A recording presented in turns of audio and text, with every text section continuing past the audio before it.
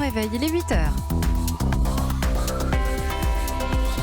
Votre matinale info continue sur Europe 1 jusqu'à 9h avec Nikos Aliagas. Le journal avec David Doucan, bonjour. Bonjour Nikos, bonjour à tous. À la une de l'actualité ce matin, David. Nous ne sommes que mardi, la France est accablée de chaleur. Dans toutes les têtes, l'épisode meurtrier de 2003.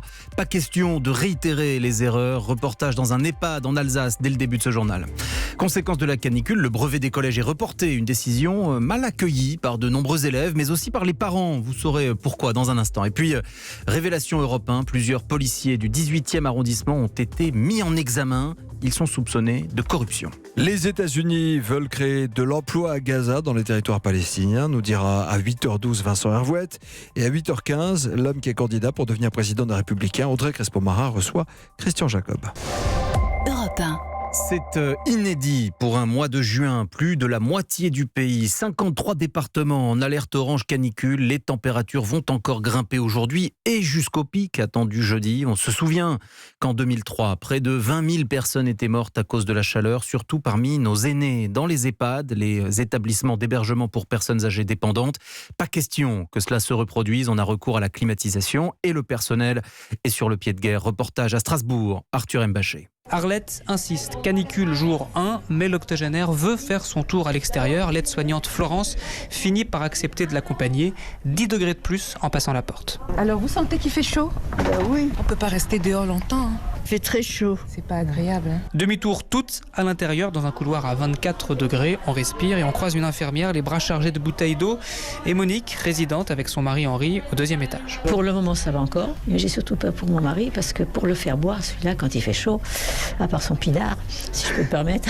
Dans l'ascenseur, nous voilà avec Amina, l'animatrice de l'EHPAD, et le chariot du goûter jus de fruits, glace et une étrange mixture jaune, gluante et translucide. Là, dans ces petits gobelets, on le sert avec une cuillère. Je vous laisse goûter. Je goûte là comme ça, comme un yaourt en fait. Voilà, c'est ça. Donc c'est un goût de citron.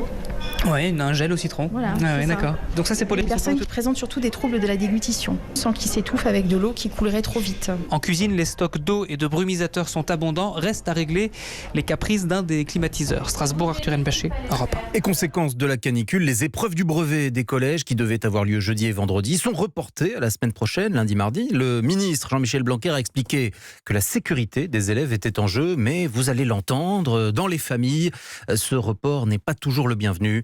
Pierre Herbulot. Les fiches Bristol d'Émilie ont un peu souffert de sa crise de larmes quand elle a appris le report du brevet. Une décision incompréhensible pour la collégienne qui vient de retrouver ses nerfs. Il fait chaud, mais on n'est pas non plus en sucre. C'est 2 heures d'épreuve, c'est pas non plus dramatique, quoi. C'est pas comme s'il faisait 50 degrés. Il y a le stress qui va être encore plus repoussé. C'est des jours en soi de révision qui vont pas forcément être très constructifs. On s'est tous préparés à ce que ce soit jeudi, vendredi, donc les jours de révision, ils nous servent pas à grand chose, sauf à être dégoûtés de pas partir en vacances, quoi. Et oui, le problème c'est aussi ça, elle devait partir vendredi soir avec une douzaine d'amis en Vendée.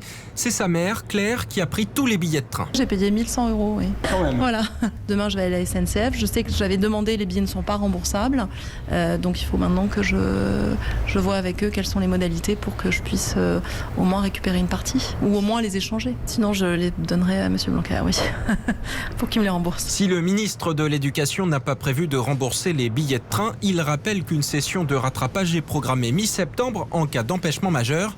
Mais pas sûr que ça concerne les départs en vacances. Pierre Herbulot pour Europe 1. Le ménage dans la police. Oui, révélation Europe 1, plusieurs policiers du 18e arrondissement de Paris, pour certains issus de la brigade anticriminalité, ont été mis en examen. Ils sont notamment soupçonnés de corruption. Le récit et les informations de Pierre de Cossette. C'est un collègue policier, visiblement outré, qui le premier a dénoncé l'histoire à sa hiérarchie. Il y a 1 an, un équipage de la BAC contrôle une voiture et y découvre 1 kilo de drogue. Étrangement, après expertise, cela se révèle être de la pâte de date. Les policiers ont-ils échangé les marchandises ? Le suspect, en tout cas, est remis en liberté. Il accuse même l'équipage de lui avoir extorqué plus de 1 000 €. L'IGPN va alors se pencher sur cette brigade conduite par un policier expérimenté, présent au commissariat depuis plus de 20 ans, surnommé Bilka, Kabyle, en verlan. ans, est soupçonné ni plus ni moins que de racketter les dealers du 18e en prélevant sa dîme. On ne travaille pas sans assurance, serait l'une de ses formules.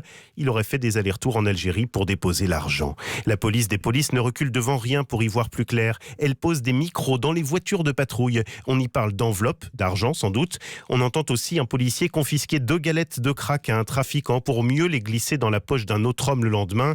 Il sera condamné à 18 mois de prison. 1 an d'enquête et suffisamment d'éléments pour mettre en examen 5 policiers, sans doute convaincus qu'ils ne seraient jamais inquiétés, car jamais dénoncés par des trafiquants. Les informations de Pierre de Cossette du service police-justice d'Europe 1 sur le mode opératoire de ces policiers qui sont donc, je vous le rappelle, soupçonnés de corruption.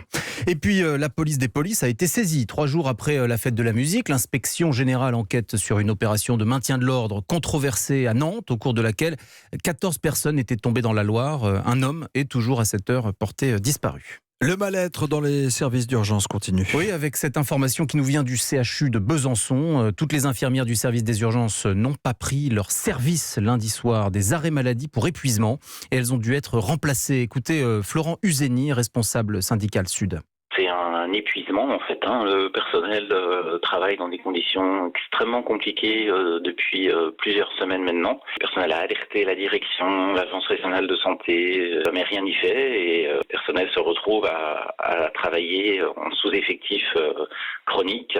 6 semaines que le personnel est en grève sur des revendications qui sont essentiellement des embauches. Il y a besoin de personnel, de mettre de l'humain dans ces services pour soigner les gens. Pour un CHU comme celui de Besançon, ça paraît pas démesuré. Mais sans ça, impossible pour le personnel de travailler correctement. Florent Uzeni du syndicat Sud du CHU de Besançon, joint pour Europe 1 par Roman Oquet. La suite du journal avec David Doucan. Partons à Londres où la campagne pour succéder à Theresa May au poste de Premier ministre est percutée par un scandale. Oui, qui concerne le grand favori, Boris Johnson. Il fait la une depuis 3 jours, non pas sur son projet, mais au sujet de ses déboires conjugaux. Vendredi, la police s'est rendue à son domicile, prévenue par des voisins, alarmée par le bruit d'une violente dispute avec sa compagne. Et depuis, il est sommé de s'expliquer. La correspondance à Londres d'Anaïs Cordoba pour Europe 1. Boris Johnson se refuse à tout commentaire, mais ce silence obstiné fait de plus en plus de bruit. De grands donateurs du Parti conservateur et même des soutiens directs du candidat rejoignent ses adversaires qui exigent haut et fort une explication. Mais le candidat résiste. Samedi, devant un groupe de militants conservateurs, il repousse même 6 fois la question de son intervieweur. Le public n'est pas intéressé par ça. Ils ont envie d'entendre ce que je compte accomplir pour notre pays et pour ce parti. Tout commence vendredi vers minuit quand une voisine du couple Boris Johnson, Carrie Simons, appelle la police. Elle est alertée par des cris. « Lâche-moi, sors de chez moi », hurle Carrie Simons. Selon le voisinage, la rixe est très bruyante et on entend le fracas d'objets cassés. À leur arrivée, les officiers de Scotland Yard ne constatent aucune infraction.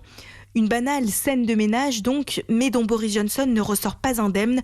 Suite à cette affaire, il dévisse de 10 points chez les militants conservateurs qui devront choisir entre lui et son adversaire Jeremy Hunt. Londres, Anaïs Cordoba, Europe 1. L'escalade des tensions continue entre les États-Unis et l'Iran. Après les sanctions annoncées hier par Washington, Téhéran affirme ce matin que cela revient, je cite, à fermer de manière permanente la voie de la diplomatie entre les 2 pays.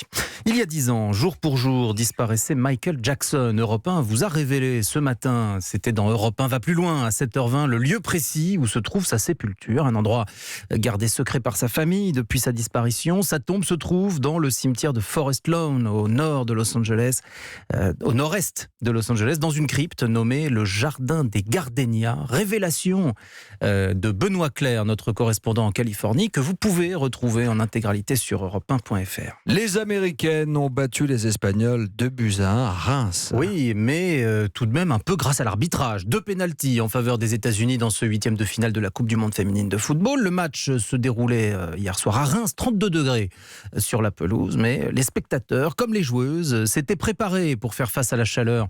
Cyril de la Morinerie. 32 degrés au coup d'envoi. Du soleil sur une partie du terrain. Il faisait chaud à Reims. Mais le match s'est tout de même déroulé dans de très bonnes conditions. Même en tribune, les spectateurs qui avaient pris leurs précautions, casquettes, achats de bouteilles d'eau, ont pris du plaisir. Nathalie n'a pas souffert de la chaleur. On était bien placés, on avait un petit filet d'air et on n'a jamais eu le soleil du match, et donc on était très bien. Donc on peut jouer avec des températures presque caniculaires. Moi, j'ai pas joué, j'étais assise, donc voilà. Et bien justement, parlons des joueuses. Elles ont bénéficié hier de 2 pauses fraîcheur, comme le stipule le règlement, en cas de température élevée. Et si les Américaines ont été en difficulté durant la rencontre, ce n'est pas à cause de la chaleur. D'ailleurs, la milieu de terrain Tobin Hess ne craint pas la canicule. C'est l'été et on est très bien préparé pour ces conditions exceptionnelles. Donc oui, il faisait chaud aujourd'hui et on savait que ça serait comme ça. Vous savez, on sait s'adapter. Les Américaines sont bien d'attaque pour affronter la France vendredi prochain dans la chaleur parisienne à 21h. La FIFA n'a de toute façon pas l'intention pour le moment de repousser la rencontre programmée en cette semaine de canicule. Reims, Thierry de la Morinerie, Europe 1. Et nous vous donnons rendez-vous sur Europe 1 vendredi pour ce quart de finale de Coupe du Monde. France-États-Unis, belle affiche, soirée spéciale avec Lionel Rosso. Et le match bien sûr en direct et en intégralité sur votre antenne.